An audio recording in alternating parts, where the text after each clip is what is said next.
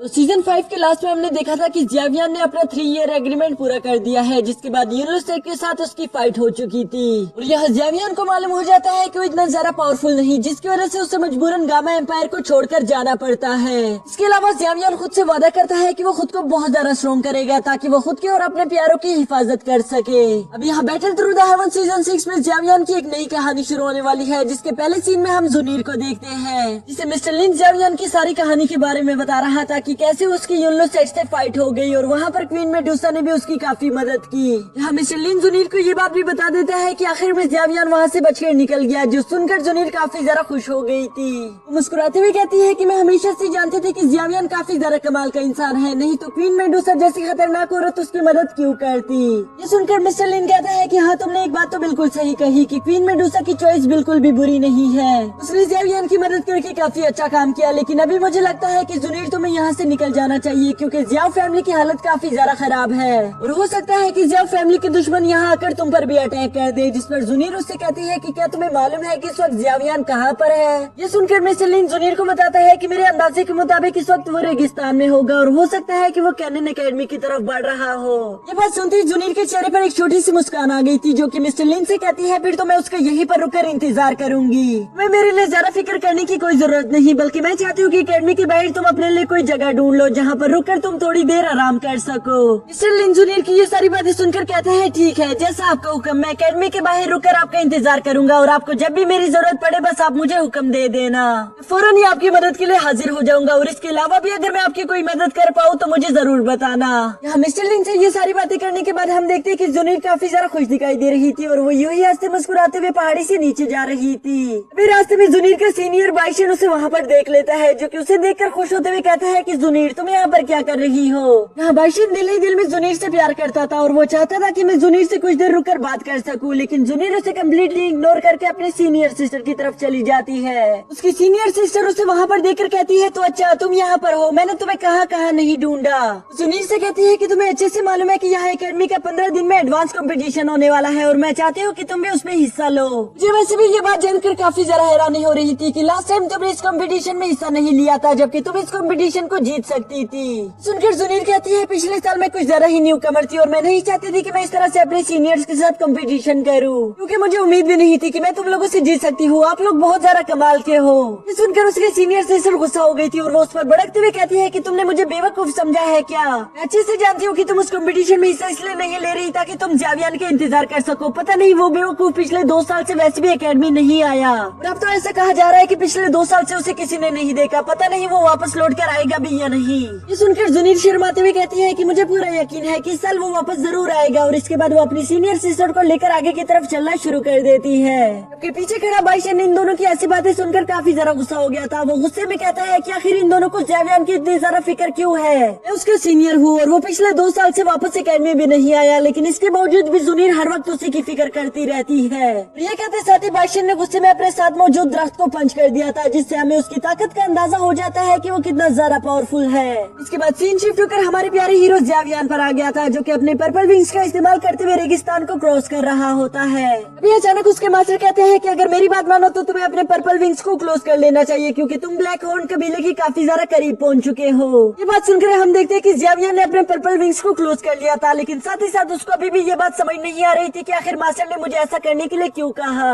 जिसकी वजह से उसके मास्टर उसे बताते हैं कि शायद तुम्हें नहीं मालूम, लेकिन ब्लैक हॉर्न कबीला अपने गुंडों के लिए बहुत ज्यादा मशहूर है। मैं नहीं चाहता कि कोई भी वहाँ पर तुम्हारे पर्पल विंग्स देखकर तुम्हें पावरफुल समझे और इसकी वजह से तुम्हारे लिए काफी ज्यादा मुश्किलें खड़ी हो सकती है। इसलिए मैं चाहता हूँ कि तुम वहाँ पर एक आम आदमी बनकर जाओ। अपने मास्टर की ये सारी बातें सुनने के बाद हम देखते हैं कि ज़ेवियन बिल्कुल ऐसा ही करता है। वो बिल्कुल एक आम आदमी बनकर उस कबीले में इंटर होने ही वाला था। अभी अचानक हम देखते हैं कि ज़ेवियन पर किसी ने वार्निंग के तौर पर एक एरो शूट कर दिया था, जिसे देखकर ज़ेवियन थोड़ी देर के लिए पीछे हट जाता है। लेकिन इसके बावजूद भी ज़ेवियन डरता नहीं, बल्कि वो ऊंची आवाज में कहता है कि मैं एक मुसाफिर हूँ जो कि यहाँ से गुजर रहा था। फिर मैंने आपका ये कबीला देखा तो मेरे दिमाग में आइडिया आया कि क्यों न यहाँ पर रुकर अपने रास्ते का सामान खरीद लूं। अगर आप लोगों की इजाजत हो तो मैं ऐसा कर सकता हूँ। यहाँ ज़ेवियन का ये सवाल सुनकर वहाँ पर अचानक से एक टकला निकलकर बाहर आ गया था, जो कि ज़ेवियन को देखकर कहता है तो तुम यहाँ पर पहली दफा आए हो, इसीलिए शायद तुम्हें मालूम नहीं, लेकिन यहाँ पर इंटर होने से पहले तुम्हें 500 गोल्ड कॉइंस देने होंगे, वरना उसके बगैर हम तुम्हें यहाँ अंदर जाने नहीं दे सकते। यहाँ ज़ेवियन उस टकले की बात सुनकर समझ गया था कि ये टकला मुझे लूटने की कोशिश कर रहा है, लेकिन इसके बावजूद भी वो चाहकर कुछ भी नहीं कर पा रहा था। यहाँ वो टकला ऊंची आवाज में कहता है कि मेरा टाइम जाया करना बंद करो, अगर तुम अंदर जाना चाहते हो तो तुम्हें उसके लिए 500 गोल्ड कॉइन देने होंगे, नहीं तो अभी के अभी वापस लौट जाओ। लेकिन हम जानते हैं कि ज़ेवियन के लिए अंदर जाना जरूरी था ताकि वो अपने लिए आगे के सफर का सामान खरीद सके, तो इसलिए उसके पास और कोई रास्ता नहीं बचता।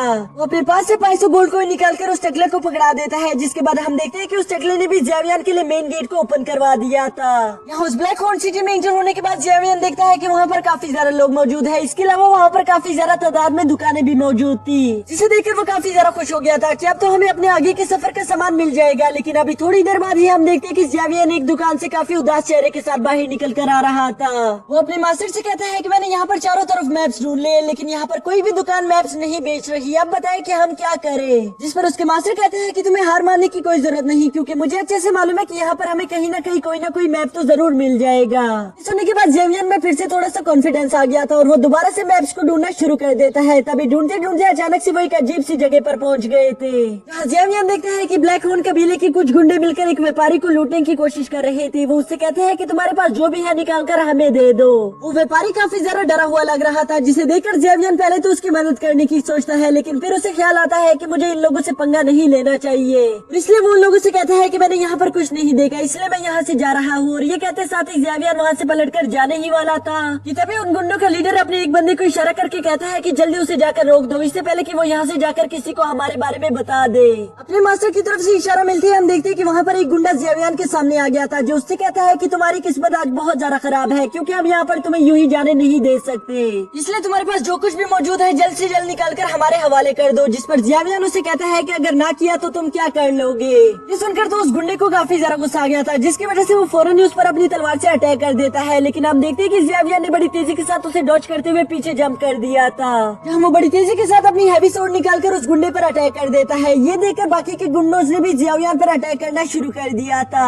ज़ेवियन यहाँ पर बहुत ही ज्यादा कूल तरीके से इन गुंडों के सारे अटैक्स को डॉज कर रहा था, जिसके बाद वो अपने हैवी स्वॉर्ड से इन पर लगातार कुछ स्लैश अटैक्स कर देता है। इन थोड़े से स्लैश अटैक्स की वजह से हम देखते हैं कि वो गुंडे वहीं पर ढेर हो गई थी, जिसके बाद हम देखते हैं कि ज़ेवियन वहाँ से जाने ही लगा था, लेकिन तभी वो बिजनेसमैन वहाँ उसे पीछे से रोक देता है। वो ज़ेवियन से कहता है कि आपका बहुत बहुत शुक्रिया, आपने तो मेरी जान बचा ली। जिस पर ज़ेवियन उसे कहता है कि कोई बात नहीं। ये कहते साथ ही ज़ेवियन वहाँ से पलटकर जाने ही वाला था कि तभी वो आदमी दोबारा पीछे से आवाज लगाकर ज़ेवियन से कहता है कि क्या मैं आपके लिए एक ड्रिंक खरीद सकता हूँ। जिस पर ज़ेवियन उसे जवाब देता है नहीं, अभी मैं बहुत ज्यादा बिजी हूँ, इसलिए मेरे पास वक्त नहीं, मुझे यहाँ से जल्द वैसे भी निकलना होगा। ये सुनकर तो वो बिजनेसमैन और भी ज्यादा खुश हो गया था। वो फौरन से ज़ेवियन के सामने आकर उससे कहता है कि मैंने आपको फाइट करते हुए देखा, आप बहुत ज्यादा अच्छा फाइट करते हो, इसलिए मैं चाहता हूँ कि आप मेरी हेल्प कर दो। मेरे पास कुछ ट्रेजर मौजूद है जिसे मैं ब्लैक सील सिटी लेकर जाना चाहता हूँ, क्योंकि वहाँ पर एक ऑक्शन होने वाला है। मुझे रास्ते में काफी ज्यादा डेंजरस जगहों से गुजरना पड़ सकता है, इसलिए अगर आप हमारे साथ चल दो तो मुझे काफी ज्यादा खुशी होगी। और मैं ये सब आपसे फ्री करने के लिए नहीं कह रहा, बल्कि आप चाहो तो हमसे पैसे भी ले सकते हो। जिस पर ज़ेवियन थोड़ी देर के लिए खामोश हो गया था। अभी अचानक उसके मास्टर ज़ेवियन से कहते हैं कि ये काम से बिजनेसमैन लग रहा है, तो इसलिए ये बेहतर होगा कि अगर हम दोनों इसके साथ चल दे। वैसे भी हमारे पास यहाँ पर कोई मैप मौजूद नहीं, तो इन लोगों के साथ चलना सबसे ज्यादा बेहतर है। जो सुनकर ज़ेवियन उसको हाँ कर देता है। ये सुनकर वो बिजनेसमैन काफी ज्यादा खुश हो गया था। वो फौरन से ज़ेवियन के साथ हाथ मिलाते हुए कहता है कि मेरा नाम है थॉमस और मेरा करवा आपका इंतजार कर रहा है। इसके साथ ही हमारा ये एपिसोड भी खत्म हो जाए। तो पिछले एपिसोड में हमने देखा कि ब्लैक हॉर्न सिटी में ज़ेवियन कुछ गुंडों से एक बिजनेसमैन की जान बचा लेता है। वो बिजनेसमैन ज़ेवियन की पावर्स देखकर काफी ज्यादा इम्प्रेस हो गया था और इसीलिए वो ज़ेवियन को अपने साथ चलने के लिए कह देता है, क्योंकि उनके पास काफी ज्यादा कीमती ट्रेजर मौजूद था और उन्हें इस बात का डर था कि रास्ते में हम पर किसी तरह की भी मुश्किल आ सकती है। साथ ही साथ वैसे भी उन्हें मालूम था कि ज़ेवियन रास्ते में अकेले जा रहा है और अकेले जाना कुछ अच्छी बात नहीं। यहाँ ज़ेवियन पहले तो इस ऑफर को रिजेक्ट करने वाला था, लेकिन तभी उसके मास्टर फौरन उससे कह देते हैं कि तुम्हें इस ऑफर को रिजेक्ट नहीं करना चाहिए, क्योंकि ये बिजनेसमैन तुम्हारे बहुत काम आ सकता है। इसके बाद हम देखते हैं कि ज़ेवियन भी अपने मास्टर की बात मानकर ब्लैक सील सिटी की तरफ रवाना हो गया था। अब आगे नेक्स्ट एपिसोड थॉमस के करवा से शुरू होता है, जहाँ ज़ेवियन एक कैरियर में बैठकर सेल्फ कल्टीवेशन कर रहा था। जैसे ही अपनी कल्टीवेशन खत्म करता है तभी थॉमस वहाँ पर फौरन से आ गया था, जो कि ज़ेवियन से कहता है कि मुझे माफ करना, लेकिन मैं इंतजार कर रहा था कि कब आप फ्री होंगे ताकि मैं आपको दिखा सकूं कि हम किस तरफ जा रहे हैं। और ये कहते साथ ही हम देखते कि उसने ज़ेवियन को एक मैप दिखाना शुरू कर दिया था। वो ज़ेवियन को बताता है कि ये पूरी जगह नाइग्रा डोमेन है, यहाँ पर काफी तरह के पावरफुल लोग रहते हैं, लेकिन इसके बावजूद भी हम इस जगह पर जा रहे हैं, यानी कि वो ब्लैक सील सिटी की तरफ इशारा करते हुए बताता है कि हमें इस जगह पर जाना है और साथ ही साथ वो बताता है कि ये जगह केनान कॉलेज के काफी ज्यादा करीब है। और साथ ही साथ हम यहाँ पर देखते हैं कि बातों ही बातों में थॉमस ने एक ब्लैक लिस्ट का जिक्र कर दिया था जहाँ पर यहाँ के खतरनाक वॉरियर्स का नेम शुमार किया जाता है। ये सुनकर तो ज़ेवियन भी काफी ज्यादा एक्साइटेड हो गया था, इसलिए वो उससे सवाल करता है कि क्या तुम जानते हो कि उस ब्लैक लिस्ट में सबसे टॉप रैंकिंग पर कौन आते हैं। ये सुनकर थॉमस कहता है कि पहली बात तो ये कि उस लिस्ट में आना ही बहुत बड़ी बात है, लेकिन सबसे टॉप रैंक्स की बात की जाए तो पहले दो का किसी को भी मालूम नहीं, क्योंकि वो लोग हमेशा से खुद को मिस्टीरियस तौर पर हिडन रखते हैं। पता नहीं क्यों वो लोगों के सामने नहीं आना चाहते। जबकि मैं उस थर्ड रैंक वाले पर्सन के बारे में जानता हूँ और ऐसा कहा जाता है कि वो डो की पावर में पीक पर पहुंच चुका है। साथ ही साथ थॉमस बताता है कि उसकी पावर्स बिल्कुल ही लाजवाब है। इसके अलावा वो काफी ज्यादा अच्छा एल्केमिस्ट भी है, इसीलिए तो यहाँ के लोग उसे प्यार से एम्परर ऑफ मेडिसिन कहते हैं। जो सुनकर ज़ेवियन कहता है कि ये निकनेम कुछ ज्यादा ही बड़ा नहीं। जो सुनकर थॉमस कहता है कि मुझे माफ करना, असल में मैंने एक्साइटमेंट में कुछ ज्यादा ही बोल दिया, मुझे तो आपको रियल नेम के बारे में बताना चाहिए था। और ये सब कहते साथ ही वो बताता है कि उसका रियल नेम है हान फेंग। जो सुनते ही हम देखते हैं कि अचानक से ज़ेवियन के मास्टर खामोश से हो गए थे। यह ज़ेवियन को जैसे ये बात फील होती है वो फौरन अपनी साइकिक पावर से टीचर से सवाल करता है कि टीचर आपको क्या हुआ, लेकिन उसका टीचर उसे कोई जवाब नहीं देता। दोस्तों यहाँ पर आप लोगों को भी ये बात समझ नहीं आई होगी कि अचानक से ये मास्टर याओ को क्या हो गया। तो दोस्तों मैं आप लोगों को सिंपल करके बताता हूँ कि असल में हान फेंग मास्टर याओचेन के पुराने स्टूडेंट का नाम था और यही वजह थी कि काफी सालों बाद मास्टर याओचेन अपने स्टूडेंट का नाम सुनकर अचानक से शॉक हो गए थे। जबकि दूसरी तरफ थॉमस अचानक से ज़ेवियन को परेशान होता हुआ देखकर उसे सवाल करता है कि ज़ेवियन क्या तुम ठीक हो, तुम्हें क्या हो गया। ज़ेवियन थॉमस को जवाब देता है कि नहीं नहीं कुछ भी नहीं हुआ, बस मैं तो कुछ सोच रहा था। तभी अचानक इन दोनों को रुकने का एक झटका महसूस होता है और साथ ही साथ इन दोनों को बहुत सारी आवाजें सुनाई दे रही थी कि बचाओ बहुत बड़ा तूफान आ रहा है। यह सुनकर ज़ेवियन और थॉमस बड़ी तेजी के साथ अपने कैरेज से बाहर निकल कर आ गए थे और वो दोनों अपने सामने देखते हैं कि एक बड़ा सा तूफान इनकी तरफ ही तेजी से आ रहा है। जिसे देखने के बाद थॉमस फौरन अपने साथियों से कहता है कि जल्द से जल्द ट्रेजर की हिफाजत करो, इससे पहले कि तूफान उन्हें उड़ाकर ले जाए।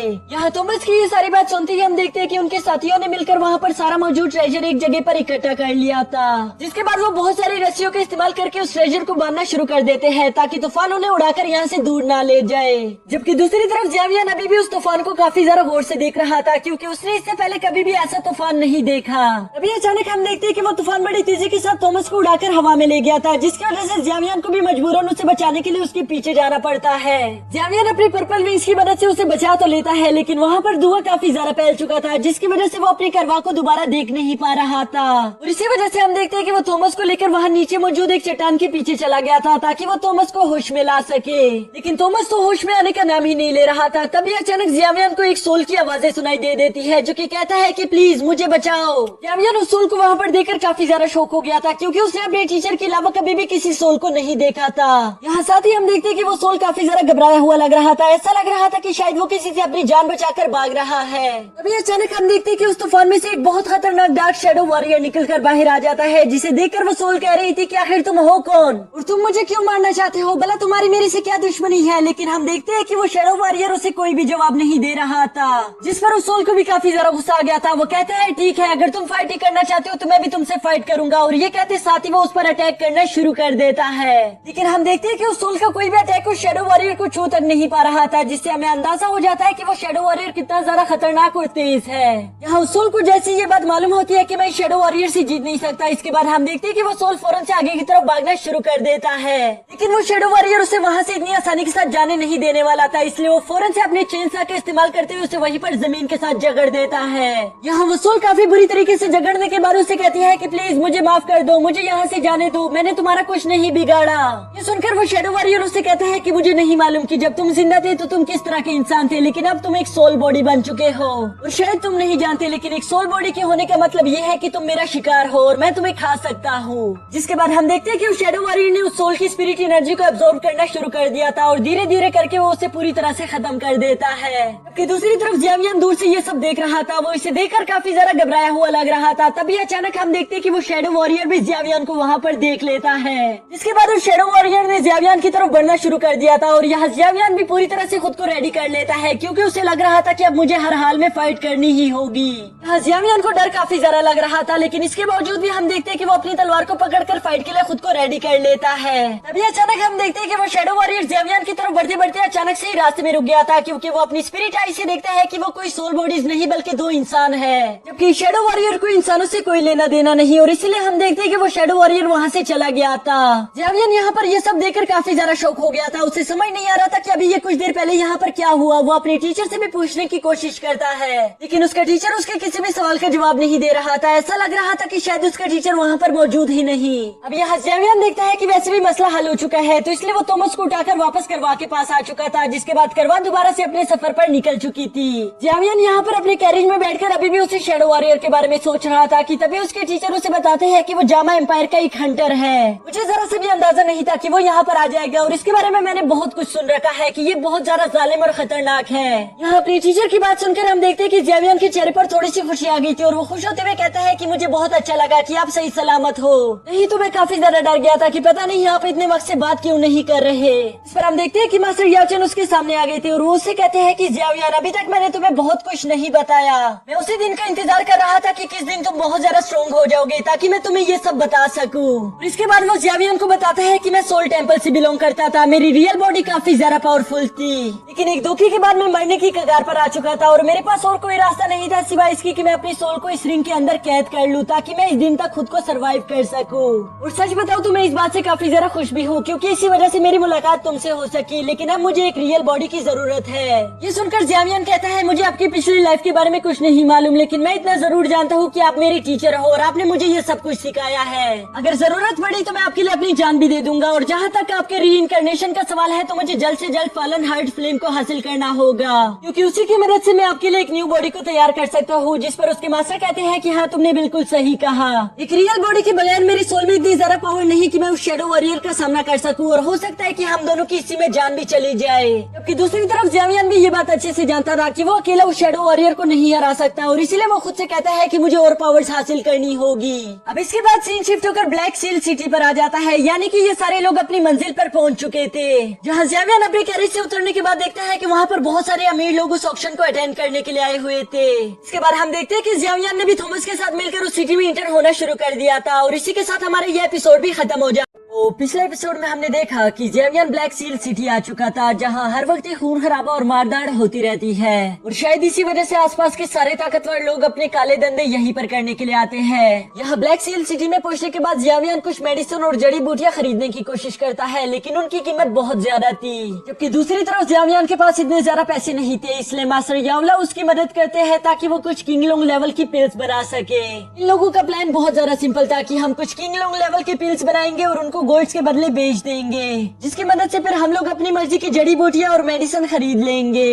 अब आगे तो नेक्स्ट एपिसोड बिल्कुल उसी सीन से शुरू होता है, जहां जियावियन ने वो 3 किंगलोंग लेवल के पिल्स बना लिए थे, और वो उन्हें लेकर ऑक्शन रूम की तरफ जा रहा था। साथ ही साथ वो अपने मास्टर से कहता है कि इन 3 पिल्स को बनाने में हमारी काफी ज्यादा मेहनत लगी, यहाँ तक कि हमारा ट्राइपॉड भी टूट गया। अब उम्मीद करता हूँ कि हमें इसके अच्छे खासे पैसे मिल जाएंगे, वरना तो हमारी सारी की सारी मेहनत बर्बाद हो जाएगी। जिस पर उसके मास्टर कहते हैं कि हाँ तुमने बिल्कुल सही कहा, और वैसे भी तुम्हें हार्ट फॉलिंग फ्लेम चाहिए, जिसे हासिल करने के लिए तुम्हें एक 6 रेट की एलेक्सर पिल बनानी होगी। जो सुनकर जियावियन थोड़ी देर के लिए शॉक हो गया था, लेकिन तभी उसके मास्टर कहते हैं कि नहीं, टेंशन लेने की कोई जरूरत नहीं, वैसे भी सिर्फ उसे बनाने के लिए तुम्हें 4 चीजों की जरूरत है। ये सुनकर जियावियन कहता है कि अच्छा हुआ कि आपने याद दिलवा दिया, क्या आप मुझे बता सकते हैं कि हमें उस पिल को बनाने के लिए क्या क्या चीज चाहिए। जियावियन की ये बात सुनकर उसके मास्टर बताना शुरू कर देते हैं कि सबसे पहले तो हमें चाहिए एक जियोसेंट्रिक फायर मशरूम, फिर एक dragon Baird ice fire fruit, और उसके अलावा एक सेंडो अयोकी। यहाँ ये 3 नाम सुनने तक तो जियावियन का चेहरा बिल्कुल ठीक था, क्योंकि उसे मालूम था कि मैं ये तीनों चीजें हासिल कर सकता हूँ, लेकिन उसके मास्टर जैसी चौथी चीज का नाम लेते हैं, जियावियन का चेहरा तो पूरी तरह से उतर गया था, क्योंकि उसके मास्टर कहते हैं कि हमें एक 6 ग्रेड का वाटर मैजिक कोर चाहिए। जियावियन हैरानी के साथ अपने मास्टर से कहता है कि आपको मालूम है ना कि 6 ऑर्डर की कोर को हासिल करने के लिए हमें एक ऐसे बीच से फाइट करना होगा जो कि एक डू होंग को भी हरा सकता है। यहाँ जियावियन को एक बात तो बहुत ही आसानी के साथ समझ आ गई थी कि ये 4 चीजें हासिल करते करते मेरे ऊपर का टिकट बहुत ही आसानी के साथ कट जाएगा, लेकिन यहाँ पर अब इन दोनों के पास और कोई रास्ता भी मौजूद नहीं, तो इसलिए जियावियन उनकी बात मानकर आगे की तरफ चलना शुरू कर देता है। अब यहाँ चलते चलते मास्टर याओ जियावियन से कहते हैं, वैसे तुम्हें ये बात तो अच्छे से मालूम होगी कि इस ऑक्शन को इनर गेट सेक्टर वाले मैनेज कर रहे हैं, जिसकी वजह से तुम्हारी जान को और भी ज्यादा खतरा हो सकता है, इसलिए मैं तुमसे कहूंगा कि हमेशा अपना ध्यान रखना और हमेशा चौकन्ने रहना। जबकि दूसरी तरफ जियावियन भी अपने मास्टर के साथ पूरी तरह से एग्री कर रहा था, क्योंकि वो जानता था कि यहाँ के गार्ड्स काफी ज्यादा पावरफुल है। अगर यहाँ पर मुझसे एक छोटी सी भी गलती हो गई तो शायद मेरा अकेला इन सबसे फाइट करना काफी ज्यादा मुश्किल हो जाएगा। यहाँ ये दोनों अभी इसी तरह की बातें कर ही रहे थे कि तभी इन दोनों को पीछे से कुछ आवाजें सुनाई देती है कि आगे का रास्ता छोड़ो, ब्लड सेक्ट के यंग मास्टर आ रहे हैं। यहाँ जियावियन जैसे ये बात सुनते हैं वो फौरन अपने पीछे मुड़कर देखते हैं, जहाँ हम देखते हैं कि एक यंग यंग मास्टर अपने साथियों के साथ बहुत ही ज्यादा एटीट्यूड के साथ चल कर आ रहा था, जबकि उसके आसपास के लोग बड़ी तेजी के साथ उसका रास्ता खाली करना शुरू कर देते हैं, क्योंकि उन्हें मालूम है कि ये बंदा बहुत ही ज्यादा जालिम है। अगर गलती से भी हमने इसे गुस्सा दिलवा दिया तो ये हमें जिंदा नहीं छोड़ेगा, और इसीलिए वो लोग बड़ी तेजी के साथ यहाँ वहाँ भाग रहे थे। जबकि साथ ही साथ वहाँ पर मौजूद कुछ लोग आपस में बातें कर रहे थे कि इनर सेक्टम के लोग और ब्लड सेक्टम के लोगों के बीच तो नहीं बनती, फिर ये यंग मास्टर यहाँ पर क्या कर रहा है। जिस पर उसके साथ खड़ा आदमी जवाब देता है कि इस लड़के का नाम फार्लिंग है और इसके फादर ब्लैक लिस्ट के टॉप 5 रैंक पर आते हैं। अगर गलती से भी इनर सेक्टम के लोगों ने इसे कुछ कह दिया तो वो लोग जानते हैं कि इसका उन्हें कितना भारी नुकसान उठाना पड़ेगा, इसलिए वो इसको बुरी नजरों से भी नहीं देख सकते। फार्लिंग अपने बारे में ये सब सुनकर काफी ज्यादा खुश हो रहा था। तभी अचानक हम देखते हैं कि वहाँ पर मौजूद रश की वजह से एक लड़की गिरकर उसके सामने आ जाती है, जिस पर हम देखते हैं कि वो लड़की फौरन से फार्लिंग के सामने गिड़गिड़ाना शुरू हो गई थी कि प्लीज मुझे माफ कर दो, मुझसे गलती हो गई, आइंदा ऐसे नहीं होगा, प्लीज मुझ पर रहम दिखाओ। फार्लिंग का मीना बहुत ही ज्यादा एटीट्यूड के साथ नीचे झुककर उससे कहता है फिर तो तुम्हें अपना ध्यान रखना चाहिए था, और ये कहकर वो वहाँ से आगे की तरफ चल देता है। जबकि उससे आगे चलता हुआ देखकर वहाँ पर मौजूद लोग काफी ज्यादा हैरान हो गए थे कि आखिर फांगलिन ने पहली दफा किसी पर रहम कैसे दिखा दिया। ये लोग अभी ये सोच रहे थे कि तभी हम देखते हैं कि फांगलिंग के कुछ गार्ड्स उस लड़की को उठाकर वहाँ से साइड पर ले जाते हैं, जहाँ साइड पर लेकर जाने के बाद वो उसका गला काटकर उसे वहीं पर मार देते हैं। जबकि ज़ेवियर वहाँ पर दूर खड़ा उस लड़की की आवाजें सुन रहा था, लेकिन वो चाहकर भी कुछ नहीं कर सकता था, वरना उसकी आइडेंटिटी सबके सामने रिवील हो जाती। इसके बाद हम देखते हैं कि ज़ेवियर भी उस इनर सेक्टम के अंदर इंटर हो चुका था ताकि वो वहाँ पर अपने किंगलोंग लेवल की पिल्स को बेच सके। इसके लिए वो सबसे पहले उस ऑक्शन रूम के मेन ऑफिस तक जाता है ताकि वो वहाँ पर उन्हें अपनी किंगलोंग लेवल की पिल्स दिखा सके। वहाँ पहुँचने के बाद ज़ेवियर देखता है कि वहाँ पर एक बहुत ही घमंडी इंसान बैठा हुआ था, जिसे देखकर ज़ेवियर उससे कहता है कि मैं यहाँ पर कुछ बेचना चाहता हूँ, लेकिन वो आदमी ज़ेवियर के कपड़े देकर उसे जरा सा भी रिस्पेक्ट नहीं दे रहा था। वो उससे कहता है कि अगर तुम्हारे पास 1 लाख गोल्ड कॉइन से कम की चीज है तो उसे अभी लेकर यहाँ से चले जाओ, क्योंकि हमारा ऑक्शन रूम कोई बच्चों की चीज नहीं है। जिस पर हम देखते हैं कि ज़ेवियर ने अपनी तीनों बोतल्स निकालकर उसके सामने रख दी थी। यहाँ उस बुढ़ाऊ को लग रहा था कि ये जरूर कोई आमसी शीशिया होगी, इसलिए वो ज़ेवियर से कहता है कि ये बोतल मुझसे काफी ज्यादा दूर है, तुम थोड़ी सी जहमत करोगे इसे मेरे नजदीक करने में। ज़ेवियर को ये सुनकर काफी ज्यादा गुस्सा आ गया था, लेकिन वो फिर भी अपने गुस्से पर कंट्रोल करते हुए उन शीशियों को उसके नजदीक कर देता है। यहाँ हम देखते हैं कि उस बुढ़ाऊ ने उन तीनों शीशियों में से एक को उठाकर सूंघना शुरू कर दिया था, जिसे सूंघते हुए कहता है कि ये तो एक लेवल 2 की ग्रीन पिल है। लेकिन इसके अलावा इस पिल में खास बात यह है कि इस पिल को काफी अच्छी तरीके से बनाया गया है, यानी कि ये काफी ज्यादा काम की होगी। यहाँ ये सब सोचने के बावजूद हम देखते हैं कि उसकी आंखों में ज़ेवियर के लिए जरा सी भी इज्जत नहीं थी। इसके बाद हम देखते हैं कि उसने तीसरी शीशी उठाकर सूंघना शुरू कर दिया था। इस तीसरी शीशी को सूंघते हुए अचानक से हम देखते हैं कि उसकी आंखें फटी की फटी रह गई थी। वो कहता है कि ऐसा नहीं हो सकता। वो कहता है कि ये तो ग्रेड 3 की किंगलोंग लेवल पिल है, इसे बनाना बहुत ज्यादा मुश्किल है, और इसके अलावा इसके बेनिफिट्स बहुत ज्यादा होते हैं। अगर कोई भी इंसान इसे खा ले तो उसके कल्टीवेशन में जितनी भी प्रॉब्लम्स होगी वो सारी की सारी एकदम से खत्म हो जाएगी, और इसके तो कोई साइड इफेक्ट्स भी नहीं है। यहाँ ज़ेवियर उसका चेहरा देखकर समझ गया था, तो इसलिए वो उससे कहता है तो बताओ तुम ये लेना चाहते हो या मैं जाऊँ यहाँ से। जिस पर हम देखते हैं कि वो बुढ़ाऊ बड़ी तेजी के साथ ज़ेवियर के पास जाकर कहता है कि नहीं नहीं, आप यहाँ से कहीं नहीं जा रहे, बल्कि यहाँ पर बैठे मैं आपको चाय पिलवाता हूँ। इसके बाद हम देखते हैं कि वो ज़ेवियर की काफी ज्यादा इज्जत कर रहा था, क्योंकि वो जानता था कि ज़ेवियर एक ऐसा अल्केमिस्ट है जो कि हमारे बहुत ज्यादा काम आ सकता है। साथ ही वो यहाँ पर ज़ेवियर को बताता है कि आपकी ये तीनों पिल्स काफी ज्यादा कीमती है, इनमें से 2 ग्रीन पिल्स को तो हम 3 लाख में बेच देंगे, जबकि ये तीसरी पिल तो ग्रेड 3 की एक मास्टरपीस है, इसलिए हम इसे 7 लाख गोल्ड कॉइन में बेचेंगे। अगर आपको कोई एतराज ना हो तो मैं जल्द से जल्द इसके बारे में मास्टर को बता देता हूँ, आप तब तक यहाँ पर बैठकर आराम करो। अब इसके नेक्स्ट सीन में हम देखते हैं कि वहाँ का ऑक्शन जल्द ही शुरू होने वाला था, और इसीलिए बड़े बड़े सेट के लोग ऑलरेडी वहाँ पर आकर बैठ जाते हैं। जबकि दूसरी तरफ हम देखते हैं कि एक सर्वेंट ज़ेवियर को भी लेकर वहाँ पर आ चुकी थी, जो कि उसे फांगलिंग के सामने बिठा देती है। यहाँ फांगलिंग पहले तो काफी ज्यादा खुश दिखाई दे रहा था, लेकिन अचानक ज़ेवियर को अपने सामने देखकर वो थोड़ा सा हैरान हो जाता है। जिस पर उसका असिस्टेंट उससे सवाल करता है कि मास्टर आपको क्या हुआ, क्या आप ठीक है? ये सुनकर फांगलिंग अपने असिस्टेंट से कहता है कि मुझे नहीं मालूम, जब से वो लड़का मेरे सामने बैठा है मुझे कुछ अजीब सा फील हो रहा है। ये सुनकर उसका असिस्टेंट कहता है कि जरूर आपको कोई न कोई इल्यूजन हो रहा होगा, वरना हमारे लोग सिर्फ कुछ तरह के फ्लेम से ही डरते हैं। इस लड़के को देखकर ऐसा लग नहीं रहा कि इसके पास उस लेवल की फ्लेम होगी जिसे देखकर आप जरा सा भी घबरा जाए। इसके बाद फांगलिंग का असिस्टेंट उससे कहता है कि हम यहाँ पर जो काम पूरा करने के लिए आए हैं हमें पहले उस पर ध्यान देना होगा। अगर ये लड़का हमें खतरा लगा तो हम इसको भी जान से मार देंगे, लेकिन उससे पहले हमें वो ट्रेजर हर हाल में हासिल करना होगा, नहीं तो ब्लड सेट मास्टर काफी ज्यादा गुस्सा हो जाएंगे और फिर हमें नहीं मालूम कि हम उनको क्या जवाब देंगे। ये सुनकर फांगलिन अपने असिस्टेंट से कहता है कि तुम उसकी फिक्र मत करो, मास्टर ने ऑलरेडी प्लान बना लिया है, कोई भी उस ट्रेजर को यहाँ से दूर लेकर नहीं जा पाएगा। पहले तो हम उस ट्रेजर को यहाँ पर खरीद लेंगे, लेकिन किसी ने भी अगर उस ट्रेजर को हमसे छीनने की कोशिश की तो वो यहाँ से दूर जा नहीं पाएगा, क्योंकि हमारे आदमियों ने ब्लैक सील सिटी को चारों तरफ से घेर लिया है, इसलिए ऐसा मुमकिन ही नहीं कि कोई भी उस ट्रेजर को लेकर यहाँ से जिंदा निकल पाए। अभी यहाँ पर ये दोनों इसी तरह की बातें कर रहे थे कि तभी हम देखते हैं कि वहाँ पर एक मास्क वाला आदमी काफी ज्यादा छलांगे मारते हुए सीधा सेंट्रल हॉल में आ गया था। वो इन सबसे कहता है कि आज के इस ऑक्शन को मैं होस्ट करूंगा और आप लोगों को मैं इनर डोर सेक्टम की तरफ से वेलकम करता हूँ। मैं उम्मीद करता हूँ कि आप लोगों को इस ऑक्शन की हर चीज बहुत ज्यादा पसंद आएगी और यहाँ की कोई भी चीज आपको डिसअपॉइंट नहीं करेगी। और ये सब कहने के बाद हम देखते हैं कि वो इन सबसे कहते हैं कि चलो फिर इस ऑक्शन को शुरू करते हैं। यहाँ हमें दिखाया जाता है कि इस ऑक्शन की शुरुआत ज़्यावियन की उन्हीं 2 पिल्स से की जा रही थी जो कि लेवल 2 ग्रेड्स के थे। यहाँ इन पिल्स को पब्लिक के सामने पेश करते ही ये एपिसोड भी यहीं पर खत्म